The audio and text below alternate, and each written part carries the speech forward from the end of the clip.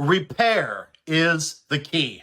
That's the difference between a relationship that's going to make it and is healthy and those that crumble and barely survive or just die altogether. Repair. Every single relationship is going to have rifts and tears and interruptions and issues and arguments and ruptures and disconnection. But not all relationships learn how to repair and come back from those normal relational schisms.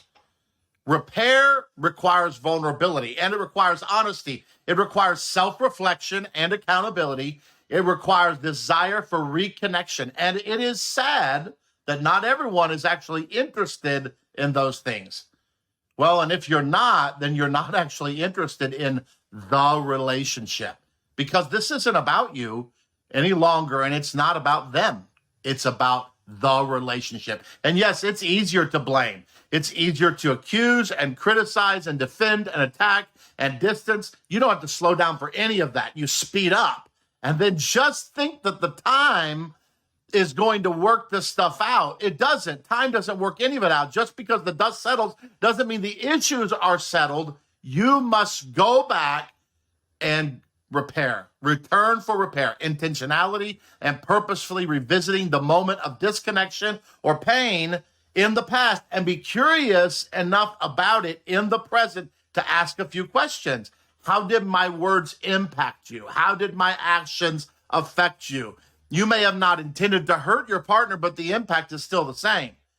That is what builds trust, repair, the willingness to go back, not the absence of mistakes, but the presence of repair.